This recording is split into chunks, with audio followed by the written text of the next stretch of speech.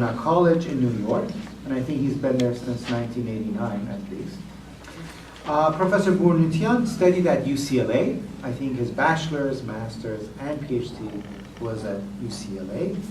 And his dissertation dealt with Eastern Armenia on the eve of the Russian conquest. He has only 27 books, not too many to his credit. Probably that is the combination of probably 27 people wanting to get tenure. He did one book. So he's doing the work of 27 people. His last book is entitled The 1823 Russian Survey of the Karabakh Province, the primary source on the demography and economy of Karabakh in the 19th century. However, there is a forthcoming book, right, that it didn't get to come for tonight, but it's up here. It's from Tabriz to St. Petersburg, Iran's mission of apology to Russia in 1829, which is going to be coming out soon with Mazda Publishers. If you didn't know about these things, you may know Professor Bournoutian for another important book, and that is The History of the Armenian People. I think almost anyone who has taken a history of Armenia would have had that book as a textbook.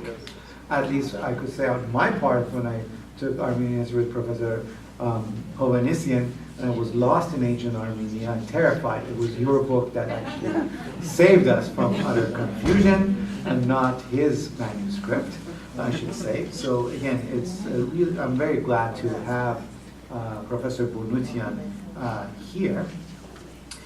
Before I ask him to speak, I should also mention that our next speaker will be on March 5th.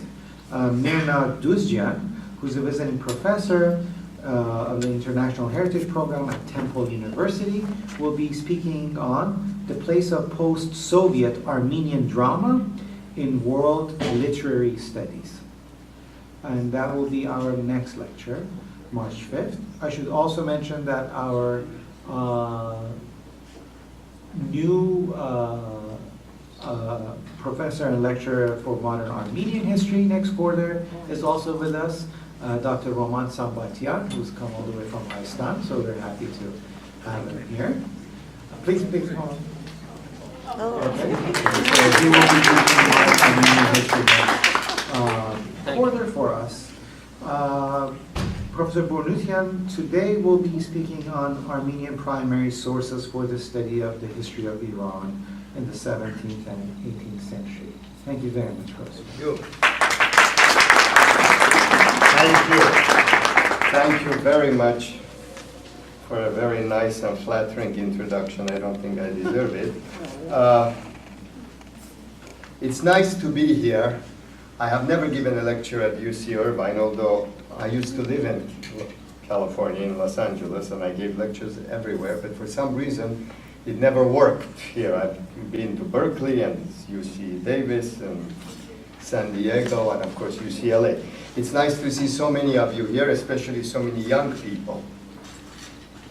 For the past 15 years, I have concentrated my research on translating primary Armenian sources dealing with the 17th and 18th century. The reason I translated those books were twofold.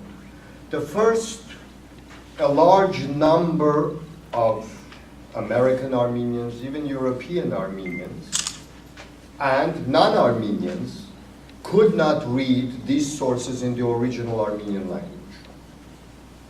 Many of them were not easy to find. Some of them were printed in the 1930s during the Stalin period.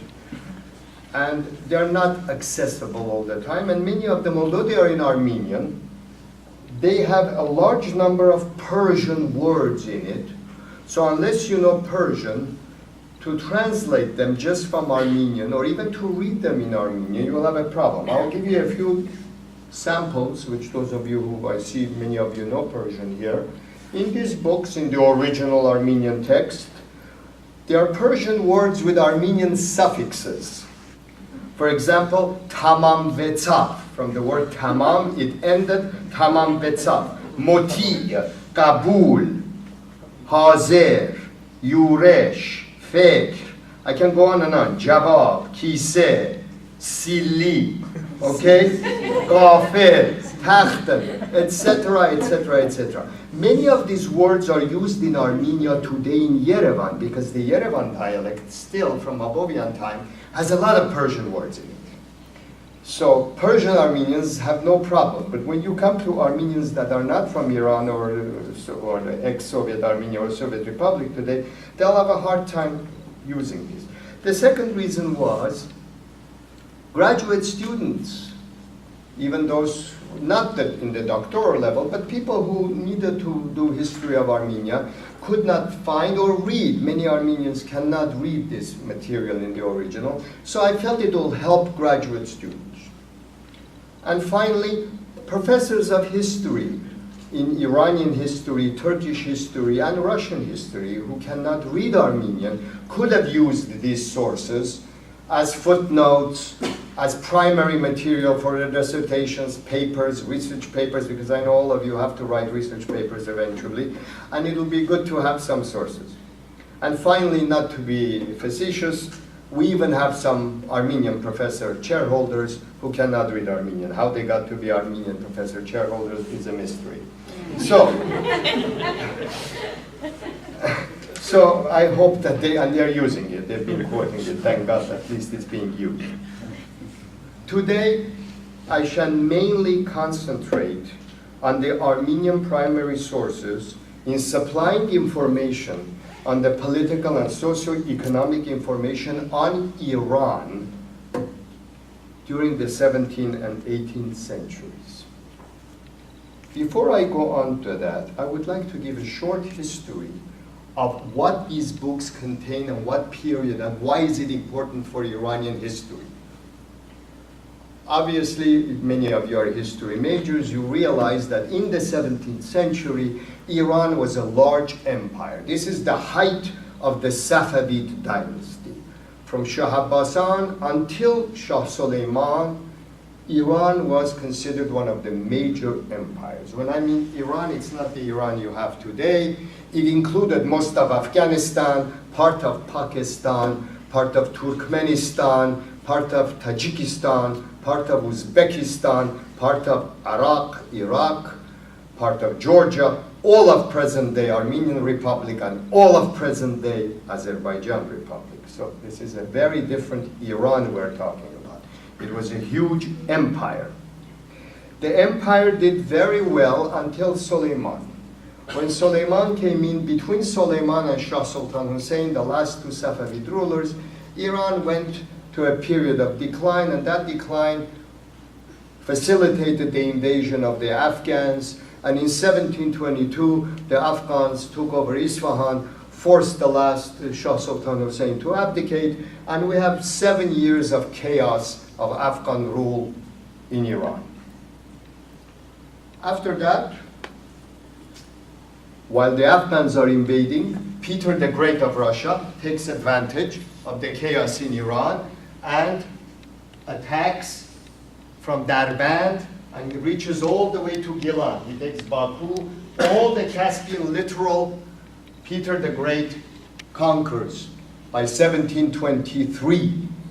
The Ottoman Turks, who during the century before, during the time of Shah Safi and Shah Abbas and Shah Safi, had fought with Iran and had come to an agreement by the famous Treaty of Qasr-e-Shirin of 1639. Sometimes in some books it was known as the Treaty of Zohab or Zuhab, but it should be the Treaty of Qasr-e-Shirin.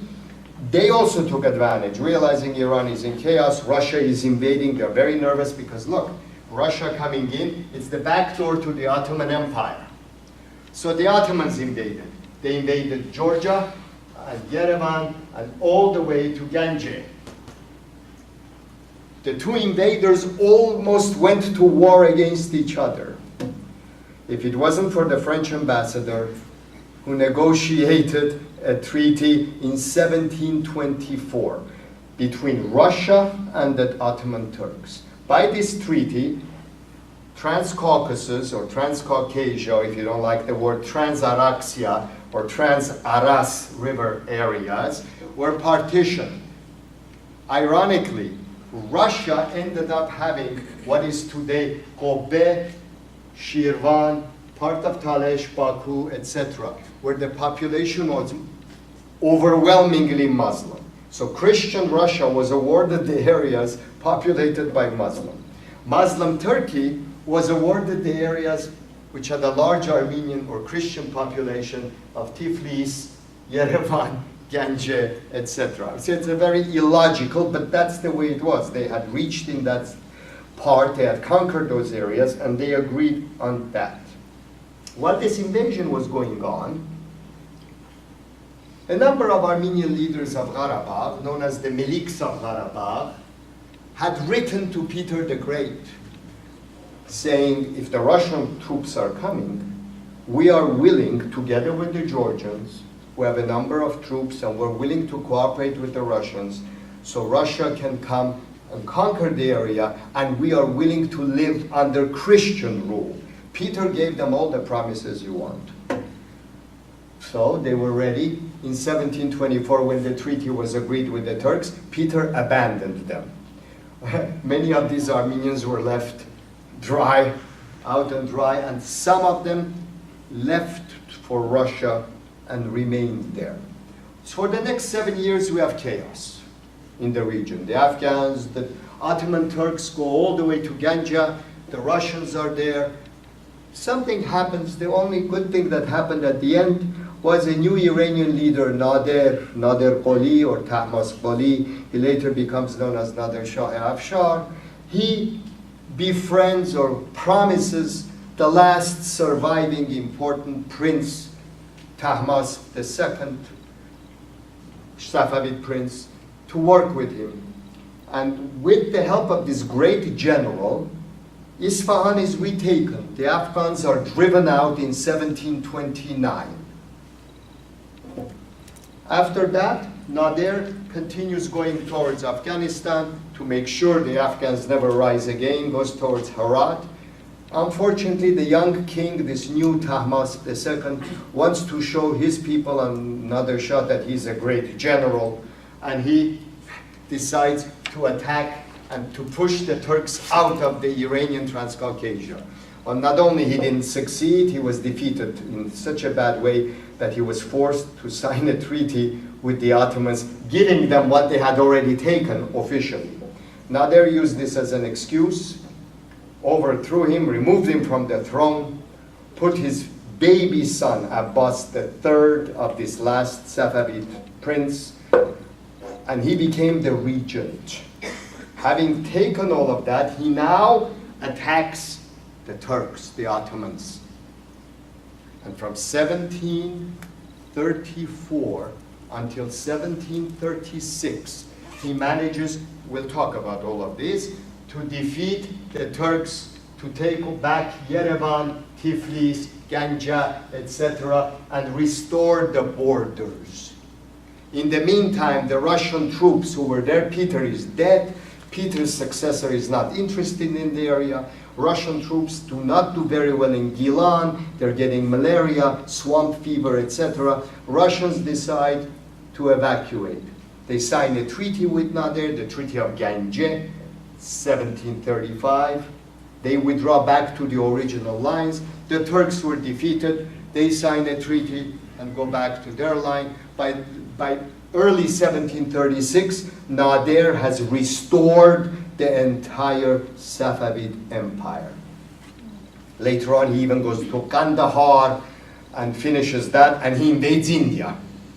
As those of you who know, most of the royal jewels in Tehran, including the peacock throne and all the great diamonds, is what Nader took from the Mughal emperor in India. They're still there. If you've never seen them, you have never seen stones like this. It's not one or two, there are trays and trays and trays. So, and it will make some of you who have these little puny diamonds very unhappy. So, because you see stones, they're very different. So,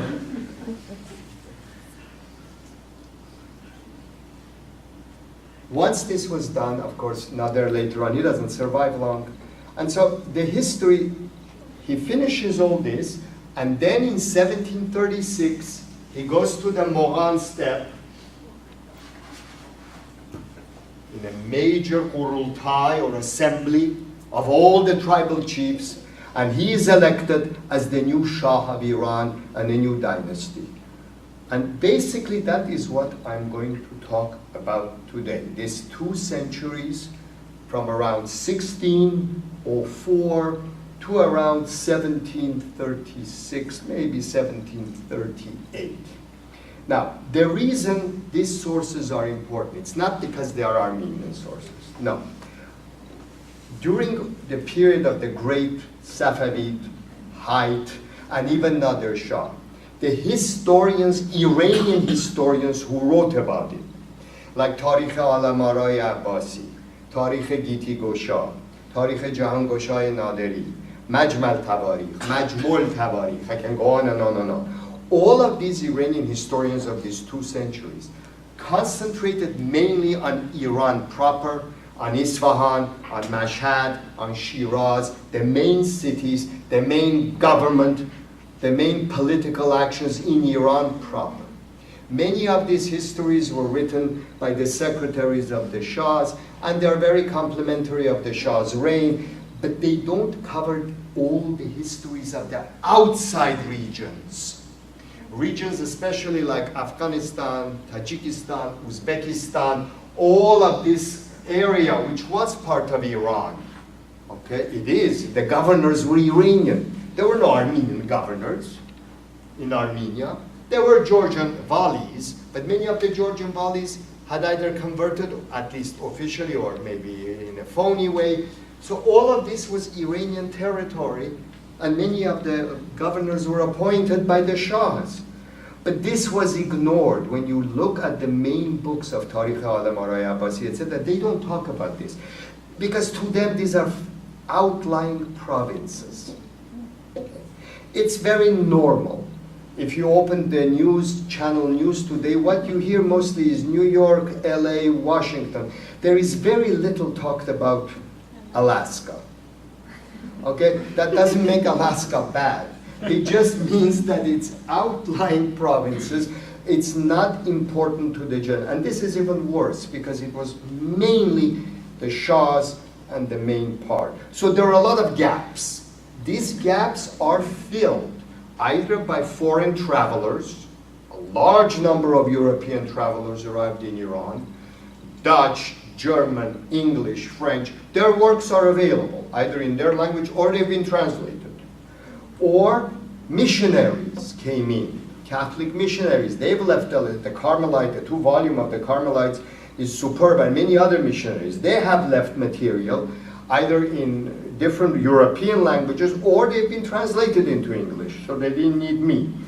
Georgian sources have been translated into English and into a number of very good dissertations. Armenians were not. So when I started looking at this 15 years ago, we decided with Dr. Jabari of Mazda that we will start Armenian translation series of this 17th, 18th century material, not because of just Armenia, but there's a lot of material on the Ottomans there, on Azeris, the Azerbaijanis, on Georgia, and of course on Iran. And it's now finished. That is that set that after 15 years, all the books that I wanted to translate of this period has been done. As you see, this is 19th century. From now on, I'm going to write regular history, no more translations, regular history of the 19th century, Iran, Russia. Armenia comes kind of in between. It's either part of Iran or part of the Russian Empire. But from now on, it's going to be Iran and Russia, etc., etc., etc. because the work has been done. There's nothing more I can do. There is no other sources that I can find that have benefit to be translated. So let's one by one examine these, a little bit of each, to whet your appetite. The most important one, the first one, is 17th century, is the history of Archival of Tabriz. Archival of Tabriz, by the way, most of these histories were written by Armenian clerics. That's because they were one of the few educated people. Most people were not educated. So it's the clergy that is writing. For almost most, 80 or 90% of them were written by priests or bishops, or in some cases, the Catholicos or the Khalife of the Armenians, the supreme patriarch of the Armenian church. Amazingly though, even these educated people, when you read it, the amount of Persian and Turkish words that they use with Armenian endings is amazing. To see an Armenian supreme patriarch writing in a dialect that has so many Iranian words shows that Iranian culture, Iranian governorship had penetrated so much in the daily lives that even the supreme patriarch, who knew classical Armenian because he has to pray in classical Armenian, when he writes regular history, he is using vernacular, the street vernacular, using Persian words constantly, or Turkish words. Now, what is important about Archival of Tabriz? He is the only source that gives you a detailed, real detailed account of the forced migration of the Armenians from Armenia and Old Julfa into Isfahan during the time of Shah Abbas the Great in 1604. Chapters and chapters giving you detail, and this detail is not available in any other source. He gives extreme conditions of hunger, how many people died, how many people moved, what routes they took, where did the Armenians settle. Many people have this idea that all the Armenians came to Isfahan and Julfa. It's not true. A large number of them settled around Urmiye, a large number of them settled in Tabriz, in Hamadan, and in other places. So this is something that is not known. When you read the foreign account, Shah Abbas brought the Armenians to New Julfa. Yeah, that's a very simplified way of looking at it. So that's extremely important. Second, it talks about Catholic missionaries and how they try to bribe Persian and Armenian officials and Armenian clerics to push Catholicism towards the Armenians in Isfahan. Very important. His chapters on Shah Abbas the First and Shah Abbas the Second's treatment of the Georgians in Georgia, and how many attacks and invasions they had on Georgia, and how many Georgians were either forced to convert or converted in a kind of a half-hearted way, because that explains the animosity of the Georgians towards Iran, because when the Afghans were invading, there was a large Georgian mercenary army that could have saved Isfahan. They refused to come to the help of Shah Sultan Hussein and basically created the problem of Isfahan falling to the Afghans. A very rare piece of information there is about the Jews of Iran. Not just the Jews in Isfahan, but the Jews in other parts of Iran, and how in some times how the mullahs were forcing them to convert. And it's a very interesting chapters on how the Jews would manage to get out of the conversion. They would convert one day and then they would change their mind the next day, and they would be forced to come to the mosque, and the mullah would read them something, and the Jews were falling asleep, and he had a big stick and he used to hit them on the head. I should do that with the students. So there is a great chapter which has nothing to do with Iran, but the famous Sabbatai Zevi. It's the only source we have outside Turkish and Jewish sources on this false messiah. In Smyrna, there was a false messiah for a short time known as Sabbatai Zevi. They accepted him as the messiah. And he eventually converted to Islam. And his followers to this day are in Turkey. They are known as Dönme, Donme Turks. If you look at your Encyclopedia of Iran, etc., you will see them. So that's very interesting. Other things, of course, he talks about earthquakes and eclipses of the sun and of the moon. The dates are important because you will know when an earthquake happened, in what region. For some people who are interested in this material, these little things are very important. I will try to cut it because there's a lot of material. The next source, which in my opinion is extremely important because it was not written by a church person, is the Journal of Zakaria, the diary or the Journal of Zakaria Bagulis. It was written by a merchant of Nakhchivan who lived from 1630 to 1691. The importance of this journal is economic history. He was a merchant himself. He used to travel from Nakhchivan all the way to Europe to sell silk, cotton, and wool, Iranian. He, together with Armenian and Iranian merchants, used to go. The importance of this is, he tells you that the merchandise went from two roads. Unfortunately, we don't have every map. From Nakhchivan to Yerevan to Kars, Erzurum, Tokat, Amasya, Istanbul to Izmir or Smyrna. The second route from Nakhchivan, Yerevan, Tokat, south towards Amasya, Çorum, Kayseri, Afyonkarahisar to Izmir. From Izmir, the merchandise by two ways went to Amsterdam.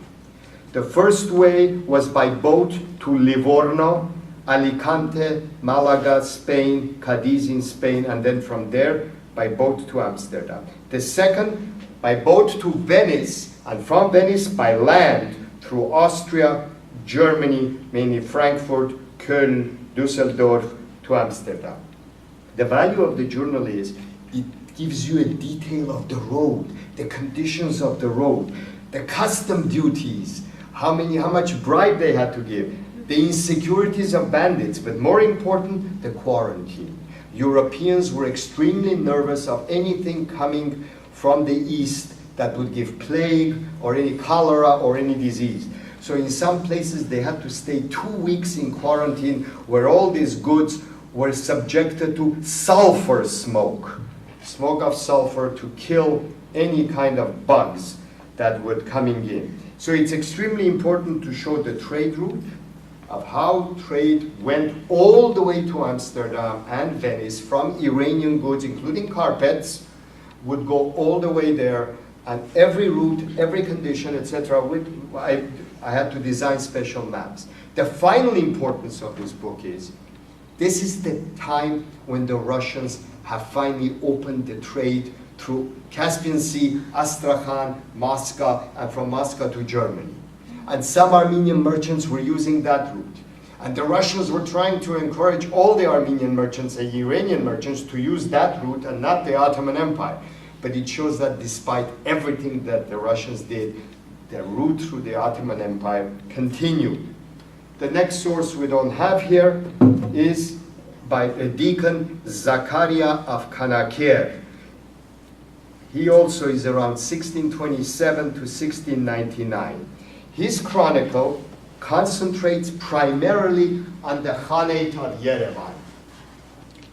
The importance of this is, he is the only source that mentions every Iranian governor, Khan, that ruled in Yerevan, every one of them, all the way, there were 15 in his time. He mentions them by name, he mentions the kind of taxes they collected, and he mentions why some of them were overthrown by the Shah, how some of them amassed too much money, and the Shah had to kick them out and bring another one. He is the only source, and it's extremely important because this information is absent from the main Iranian source of the Iranian governors of all the Iranian province by Mirza Naghi Nasiri. And Mirza Naghi Nasiri's work has been translated by Willem Floor. I'm sure you know Willem Floor, he has quite a lot of books. And he did not have these 15. And when you look at Mirza Naghi's Willem Floor's translation, in the footnotes, he uses my book, thanking me for finding these 15 which were absent in the original Iranian work. Now we come to the 18th century. 18th century, the conditions for Iran, as I've already told you, were very bad, at least the beginning. The empire had fallen, the Afghans were there, very few sources have survived. So Armenian sources are very, very important for this period. The most important Armenian source in 1722, when the Afghans took over Isfahan, is an Armenian by the name of Petros of Gilan, Petros Gilanets. I haven't translated that. That has already been translated in 1959 by Dr. Karo Minasyan in Isfahan, and it was translated into English and encouraged by Lockhart, who wrote the famous book on the fall of the Safavid dynasty, Lawrence Lockhart, and he also wrote a book on Nader Shah. He encouraged this Armenian doctor, he was a physician, to translate it into English. The book is available. It's extremely important because it's the only eyewitness account that tells you the price of when the Afghans had surrounded Isfahan and sieged it and locked it, what the price of bread was, the starvation in Isfahan. People ended up eating camels, donkeys, cannibalism occurred, the price of butter, the price of eggs, and goes on and on and on, explaining the horrible conditions during that 6-month siege. He was also, it's extremely important, this book, because one Armenian who lived in Isfahan by the name of Apisalamian was sent to the Afghan leader Mahmud, who was outside the city. He was sent by the French ambassador or the French politician in Isfahan. He was sent to Mahmud to ask Mahmud that after he took the city, the French property or the French merchant property should not be, and to congratulate Mahmud. Basically, so this Armenian went into the hall of the palace outside Isfahan. He's the only eyewitness account that tells you how Mahmud came, bowed, how Shah Sultan Hussein came, bowed to Mahmud, took his own crown up and gave it on the head of the Afghan leader. So these are, it might not be important because the end result is the same. But if you're interested to see the little niceties of history, anecdotal, this is an eyewitness account. So it's extremely important source. The next source, again, unfortunately, we don't have it here because we couldn't bring all of them anyway, is about Peter's invasion, which I mentioned. When Peter attacks, I already mentioned, when he attacks the north and takes Darband and begins coming down towards Baku and Gilan, a number of, I already mentioned, Armenian Meliks begin writing letters to Peter.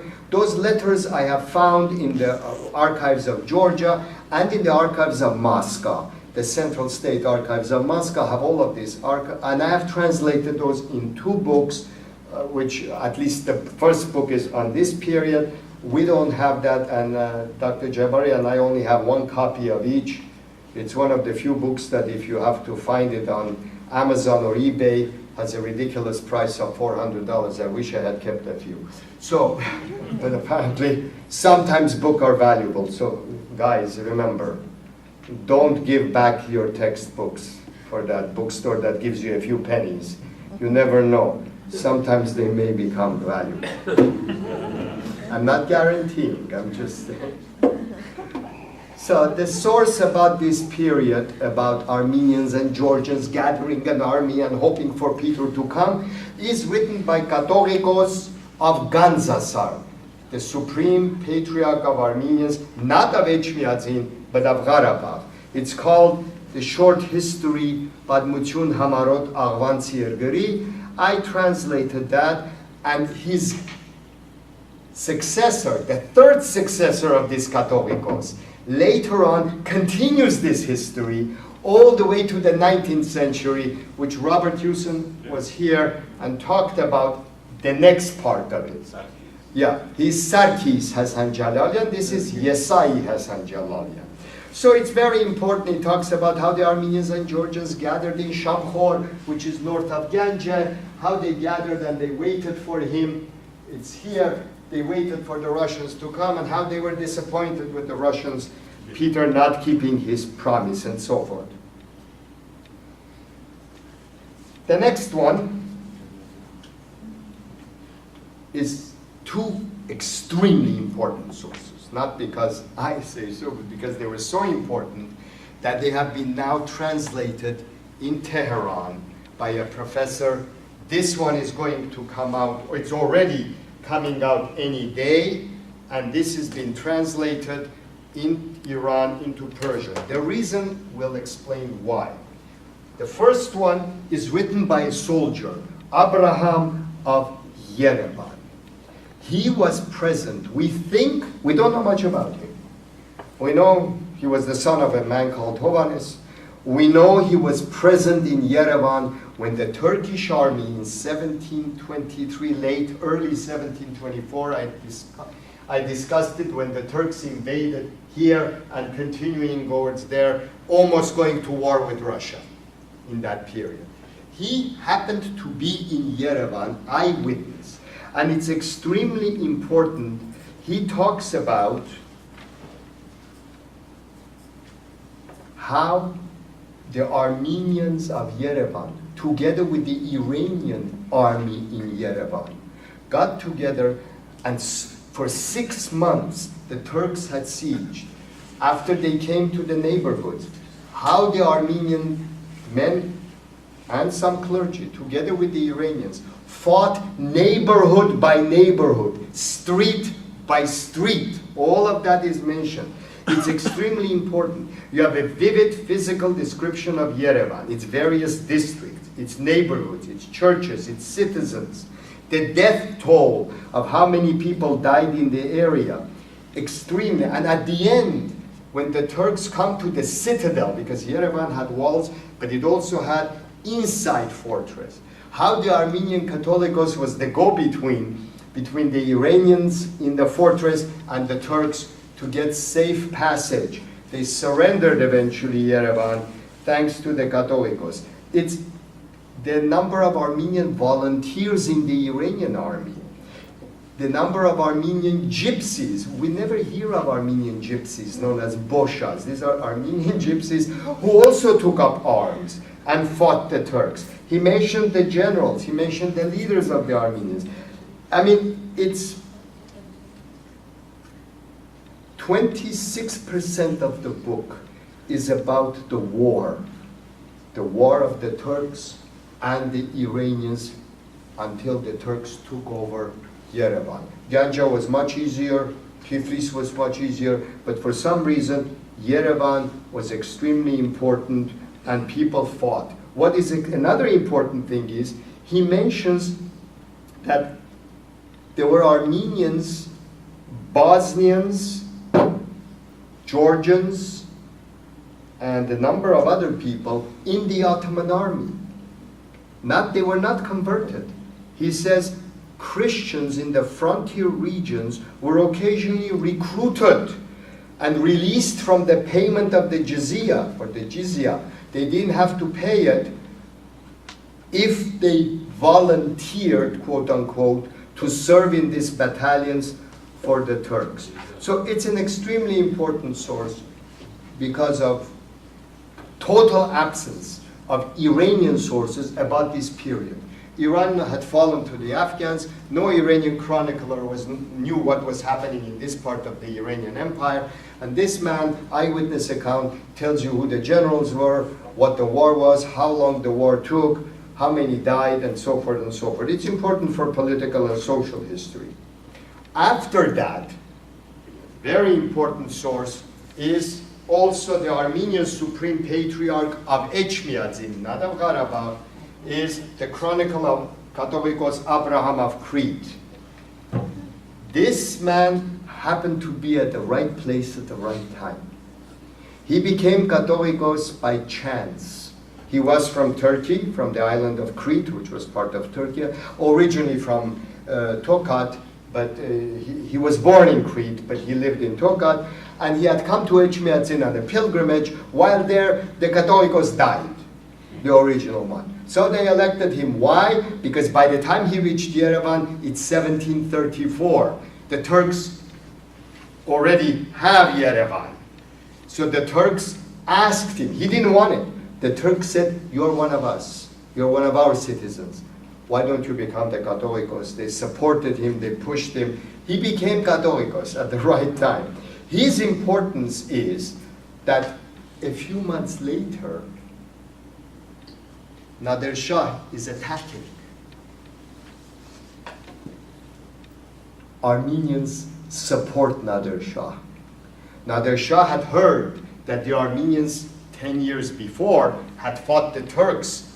Abraham of Yerevan had fought the Turks. So he's very pro-Armenian. The first thing Nader Shah does is to go to the Armenian church, because Echmiadzin is outside Yerevan. Yerevan is still in Turkish hands. But he goes to the Supreme Patriarch. We have a record of Nader Shah going to the Armenian church and praying. What kind of prayer he did, I have no idea. But he gives a fantastic chandelier, which is still in Echmiadzin, silver chandelier with other things. He gives them money. He befriends Abraham of Crete. And when he starts fighting the Turks outside of Yerevan in the Battle of Yeghvar, a large number of Armenian volunteers join Nader. He's so impressed that after Yerevan is taken, and after Nader goes to that Urultai, to that assembly, he invites only one Christian besides the Russian ambassador, Golitsyn, who was negotiating for the removal of Russians. The only other Christian who goes to Nader's, this assembly in Dasht-e Moran, in Moran steppe, is Abraham of Yerevan. And why is it important? Because when you read Tarikh-e Jahangoshahi Naderi, Dorre Naderi, and the other stuff, the coronation of Nader and the Urultai is very, very simple. It has 3 pages at the most. Abraham has 65 pages on everything that occurred in that meeting. How many tents? Who were the Iranian generals? What kind of a politics went in to, because they came to Nader the first time, it's like Julius Caesar. He said, no, I don't want the crown, I'm not worthy. They came the second time, no, I'm not worthy. Eventually they accepted it. So what happens is, and what kind of machinations? What kind of dancers, music, musical instruments, food. It goes on and on. Daily accounts of 65 pages. And for social historians, the name of the commanders, how the procession was, what kind of food, etc. Extremely, extremely important. That is why these 2 books were translated into Persian. Because the Iranians have now, and when I was in Tehran, I was invited at the University of Tehran. I was very pleased, and also University of Isfahan. I was extremely pleased to see a large number of Iranian history majors had my books. The library had it, they were reading it, they were using it in their dissertations, and, which was great because nobody here is bothering about my books. It's very interesting that there, suddenly these people are very interested. And in the recent book that has come out on the Caucasus in Turkey, written by Bilge, he's a very good Ottoman historian. He has written a book, The Caucasus, the Ottomans in the Caucasus from 15th century to the 19th century. Okay? He has 75 footnotes of my works and has used 15 of my books in his source. This is a Turkish historian writing in Turkish. So obviously there is material that they are, it's not that I'm saying they are great books, but there is material that they could not find in Turkish or other languages, and it supplements the information in their books. The last one, I know you're getting bored, the last one is this. It's Jamba. It's at the end, it's at the period of Karim Khan Zand. It's the end of almost the end, the third quarter of the 18th century. Also written by the Supreme Patriarch of the Armenian Church in Echmiadzin, Catholicos Simon of Yerevan. The importance of this book. Yes, it has a lot of religious history about Armenian Church. That's not the reason I translated it. The importance of this book is when he became Catholicos, he realized that in the Armenian church archives, in this huge Armenian cathedral, in dusty corners, were all the farmans and kabale, all the deeds and the decrees of Muslim rulers in that area, dealing with the Armenians of Isfahan, of Yerevan, Nakhchivan, and the Caucasus. All the decrees, going back to the Ilkhanids, Akoyunlu, Karakoyunlu, Safavid, Afshar, and Zand. These are important documents, first because you know who wrote them, what dates they were written, what did they have to do, how much taxes Armenian paid, what properties belonged to the Armenians, which was officially accepted by the Sharia court of Yerevan. So these are all listed there. He gathered them, cataloged them one by one, but most important, and that to this day hasn't been worked on, and I haven't worked at it, is during that 12-year period when the Turks controlled Yerevan, he's the only one that gives you the names of the 6 pashas, the Turkish governors, and the farmans that the Turkish governors gave to the Armenian church in Ottoman Turkish. All of these he cataloged, and the whole book is the catalog of every kabale, every farman of this period, Iranian, except for that 12 years of Turkish.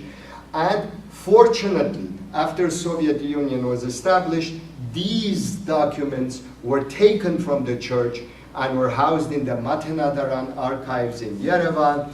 Many of them have been translated by one of my mentors in Yerevan, Dr. Papazian, and now Dr. Kostikian is continuing that work, and she's done all of them. All of them have been done except the Qajar period, which he doesn't catalog because this was before the Qajar period. All of them are coming out in published form, except those 12-year farmans of those 12 years. They're still in Echmiadzin.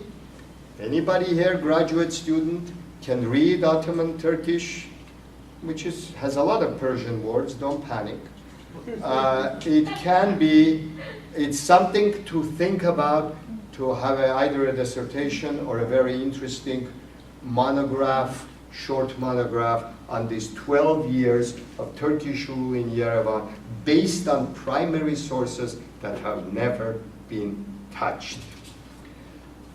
That's about it. I don't know what else to say. Oh my God, it almost is 50 minutes. Well, thank you. If you have any questions. We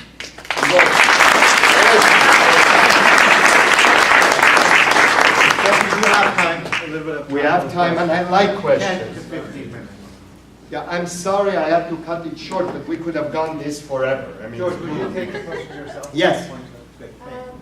From the books that you translate, if you want to categorize them, are most of them history, Bournoutian, or they're Jamanagabuchun? No, they're mostly Bournoutian. History, not History. chronology. No, they're mostly history. With the exception of this is a diary of the merchant that tells you this day we went from this city to that city, we paid this much taxes, the conditions of the road. That's very important if you're doing economic history. It depends what you're looking for. There is enough material. But I've stopped it because there is nothing left in 17th, 18th century histories that need translation into English. And by the way, one important thing, these translations in Yerevan are not important. Our friend in Yerevan, the professors in Yerevan say, okay, thank you. They don't need this. They can read it in Armenian. This was not done for the Armenians in Yerevan. This was done for those who cannot either read it or who don't have access, or to students, because it's not, Armenian is not a language that's taught in every place in the world. So it's not. English now is the universal language. And so Iranians can now read it in English. That's why they are translating it. Turks can read it in English, because very few Turks are going to study Armenian of the 17th century. Yes? Question. Yes, so, yes. So you did all this translation, which is wonderful, thank you. But what were some of the difficulties or the challenges in doing translation of historical documents for you? Also as an experienced historian. The difficulty was, in some cases, the historian gives a name. In this book too. Doesn't tell you who it is. Because at his time, everybody knew who this person was. 200 years later, he just gives a name. To finding, to annotating, the most valuable thing on that, besides the translation, of course, for people who can't read it, are the footnotes. These books, some of them have close to 2,000 annotations in it to explain to you who the governor was, who this was, who is he talking about. So the commentary, the introduction was important. The other difficulty was certain words. When it comes to religious holidays, I had to find an Armenian priest who was erudite to tell me what holiday is he talking about, because I'm not the best of Christians. So I don't know certain of these holidays, so I had to find out. That's basically it. The Iranian words for me was easy. Occasionally, some of them have colloquial Turkish, because Turkish was also used. So, for example, when Gadoligos was speaking with Nader, Nader was addressing him in Turkish, and the Gadoligos has written in Turkish with Armenian characters, but it's in Turkish words, Armenian characters. And it's very interesting Turkish. It's Nader's version of what he spoke. And it also shows that both the Safavid kings and Nader and many of the Iranian generals used Turkish also. It was the scribes, the historians, who wrote in Persian. Many of these kings were not literate. Their secretaries were fantastic, and they wrote great histories in Persian. Many of them were not educated well enough, and they just spoke street Turkish, or what they considered was Turkish. Very low class. That's very difficult to translate. Can I ask another question? Yes. You don't know? So you said that after this project, you're going to move on to the regular history of the 19th century? I'm now in the 19th. This was 17, 18. Now, let me tell you a little bit about this, because this might be interesting. I mean, for me, it's interesting. For me, it's also interesting. After the Treaty of Turkmenchai, after the Second Russo-Iranian War, where Iran was defeated, and the borders became the borders of today. Iran lost in the two wars. They lost Azerbaijan, they lost Georgia, they lost Armenia and the border of Arax River. On top of that, they also lost Talesh and Mogan. So all of that was lost. After that Turkmenchai Treaty, the Russians sent Alexander Griboyedov, the great Russian poet, very famous. Okay, he wrote the most fantastic Gore Aduma, which is one of the classics of Russian literature.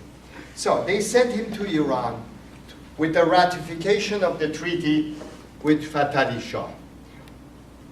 Part of the conditions of the treaty, which I have translated in this book, in the appendix, said that any prisoners of war, Christian or Muslim, taken by either side, should be released. Well, this guy also, he was a little bit too arrogant. He comes to Fatali Shah's court. He refuses to stand. He sits on the chair in front of Fatali Shah. He refuses to take his shoes off. You know, those things are important to the Shah. And look at the Shah sitting with that fantastic jewel and that crown and all that. And this guy comes in as a victor. We have won the war. And while he's in Tehran, he arrives in Tehran at the worst time, at the time of Ashura. Okay? He comes there, and he is told that there are two Armenian women in the house of Roknol Dole who are Armenian, who were taken during the war, and by the treaty, he says those women have to be returned to Russia. Now these women have already been living in the house of Ruknodole, one of them was pregnant, and so he goes into he forces, the Shah says, okay, the Shah is not, the Shah, Russia has won the war. He goes and takes these women, brings them to the Russian embassy, or Russian delegation, mission, and he's the first ambassador of Russia. Not just ambassador, he's minister plenipotentiary, Wazir Mukhtar. It's not just Safir or thing, he's Wazir Mukhtar, very important. He takes it to them, and the Shah says, according to our records, these women were not taken from the Caucasus. They were bought in Mush, in Turkey. Slaves, they were bought and brought into the harem. It was very common in those days. These are not. He questions the women. According to all the sources we have, the women say, we were not by force taken. One of them is married, she's pregnant. Now they become Muslim, fine. He refuses to let them go. Many other problems. The Shah's eunuch, who was Armenian, who in 1804, as a young man, was taken prisoner, castrated, brought to the Shah's harem. He runs away to the Russian embassy saying, I want to go back to Yerevan. He is the Shah's eunuch. He knows all the Shah's secret. He was also in charge of the treasury, of the Khazaneh. Okay? So, the Shah wants him back. He says no. Worst time, the mob in Tehran and a number of mullahs, one of them was a minor ayatollah, begins screaming against this, Islam is being insulted, etc., etc. A mob gathers, attacks the embassy, kills him, and the entire Russian delegation except one, who was dressed in a Muslim clothes and hid in a closet. One. 37 people were massacred, including him. Scandal. The Shah is nervous. What's Russia going to do? Maybe Russia will use this as an excuse to start a war and take Tabriz. Already they had taken Tabriz and they moved out after the treaty. So the Shah decides, this is Abbas Mirza, the son. The Shah decides, at first Abbas Mirza wants to go to apologize, but then they decide to send Abbas Mirza's 7th son. All of these people had harems. He had 27 boys. The Shah had 85 boys and God knows how many girls. So, but he was a very popular, very favorite guy. He was sent with gifts, an entire Iranian delegation, including Mirza Taghi, who later became Amir Kabir, the great Iranian prime minister. At that time, he was just a secretary. They were sent all the way from Tabriz to St. Petersburg with letters of apology and gifts, etc. In their group of Iranians was the secretary called Mirza Masoud. He kept a daily diary in Persian, a Ruznameh Safar, okay? And it's available, not in complete form, but it has a lot of blank spots. So we have that, that's been available. Although this original, I found the original manuscripts even in Tehran, etc. One is also in Petersburg, one is in London, British Museum, no problem. Why? But there were a lot of blank spots because he doesn't want to embarrass this guy. Because, for example, when he was in Moscow, one night he dressed as a Russian soldier. He wanted to go to experience a Russian whorehouse, excuse me. And so it was a problem. And so that's not there. While they were in Russia, the Russian mehmandars, the Russian hosts, also kept an eye on the mission, and the Russians kept records. That I found in Moscow, in St. Petersburg. So I've combined both of them, and now we have a complete record of every day what they did, especially the Iranian, for example, he wouldn't go to the opera, the secretary. The opera, the ballets, and everything they went, he has no mention of that. Whereas the Russians say, such and such a night, he went to this opera, such and such a... So we have combined both of them, and now you have the complete 1 year journey from day one until they returned with over 1,200 footnotes. It's only using Russian and Iranian sources, no other sources. It's fun for people who are interested in political history, because he became very pro-Russian. Mirza Taghi started the modernization of Iran by seeing universities in Russia and other things, glass factories, other factories, printing presses. They brought all of this back with them. And unfortunately, they were all killed. He was blinded by his other brother, who became Muhammad Shah after his father died. Mirza Taghi was killed. So that short period that Iran could have modernized, because they had gone closer to Russia and became very anti-British, unfortunately, they were all destroyed.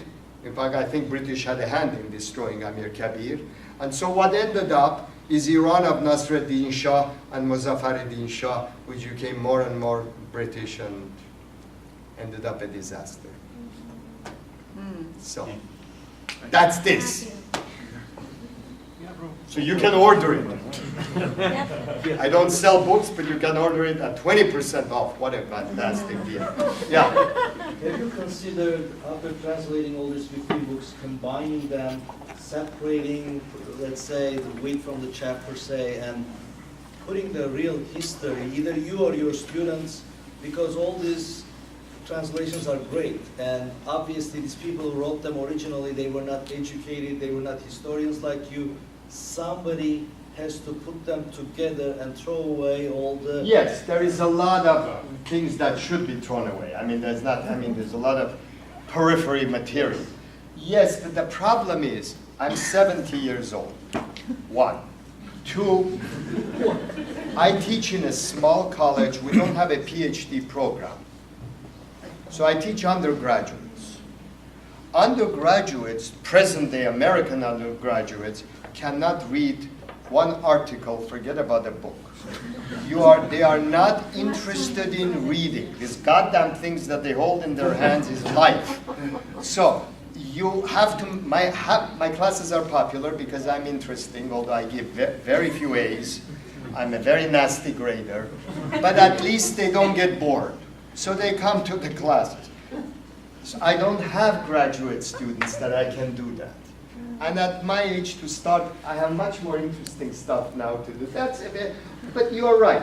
The person who reads it should then skim through it or go through the index and then go through what they were interested. There is a lot of material that, for the sake of completeness, I had to translate. So I had to do it. They are not easy readings, but for the specialist, it's very important. And every major library in the US and Europe and Iran has these books, libraries. Every research library you go, because now, thanks, although I always curse computers, computers are very important because you can now go on the computer and find out which library has your book all over the world. On World Catalog, there is a thing called World Cat. You press it, it gives you every library. And I occasionally check. And it's nice to see that most research libraries, Harvard, Yale, Princeton, Stanford, they have all of these books. One more question. Yes, questions? In these translations, you mentioned quarantine as a method of preventing transmission of disease, etc. Actually, the actual establishment that organisms exist wasn't until the 19th century. But They didn't know about the organisms. They knew the disease comes in the wool. They were very worried about wool and material. Right. So they put it in rooms with gugert, with sulfur smoke. Who told them it kills it? I have no idea. So my question is, are there other references that are strictly along the lines of disease, transmission of disease, kinds of diseases, kinds of cures, etc.? No. The only one in this, there is a chapter which was translated, not by him, some Armenian took the famous book, the Arab physician, that talks about the property of stones, the property of diseases and cures. It's an Arab book of medicine, medieval Arab book. And they translated it into Armenian. Not him. He has included it in part of this, because the title is Book of Histories. In the real title is Bournoutians, not Bournoutian.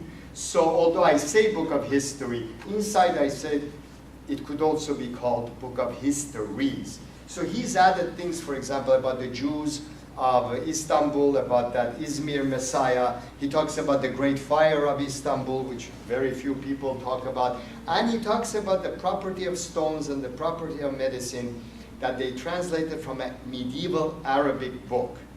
And that part was extremely difficult to translate, but I got the Arabic book and the English translation of the Arabic book, and to see what things he has and what things he does not have, and that's what I had used. Just one chapter.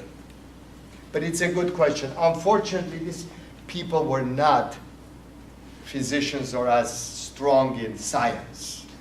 Many of these books have to do what the gentleman said, to cut them off. They talk about miracles, they talk about religion, they talk about the Armenian martyrs, how one of them, his hands were broken and he was still following Jesus. Yeah, well, that's there. The forced conversions and how bad they treated this poor Armenian in Turkey that was chopped up or whatever. But that has nothing to do with it. But it's there for anybody who wants to. It's happened, or in his mind it was there. He included. Because these are religious people.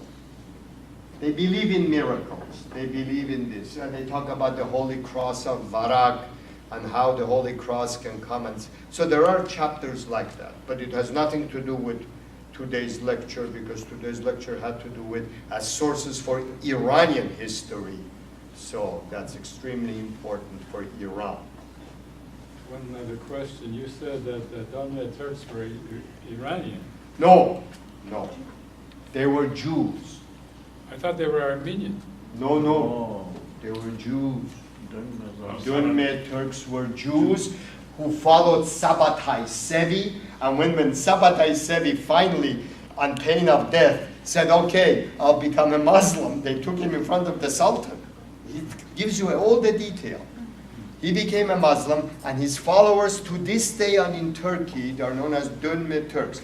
Check your Wikipedia. It will give, even Wikipedia has it. Some say Talat Pasha could have been a Donmed, Salonika. They were in Thessalonica. Thessalonica and Izmir. They started in Thessalonica, they ended in Izmir. Yes, they say Enver was. And Talat definitely they say was. Anybody else? He was what, Jews? Donmed Turk, which was probably Jewish from there. Islamized Jew. I know it's very difficult to say Islamized Jew, but happens. Yes?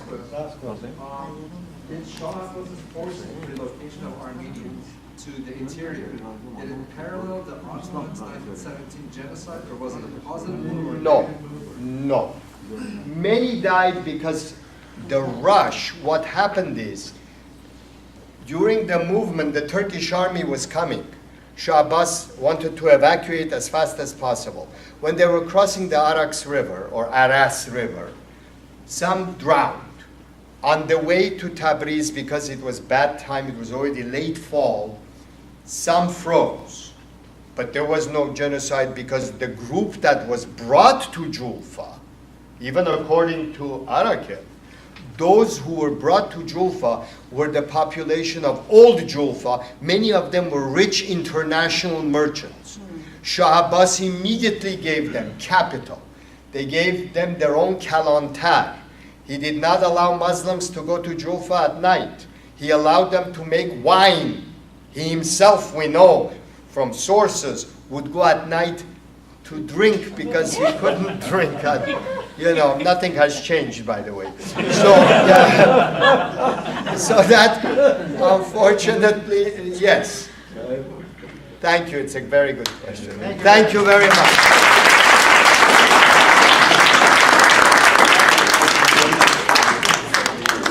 Thank you, Professor Bournoutian. If you wanted to take a look at the books, you could. Oh, It's yeah, up here. let them look at And it. again, we'll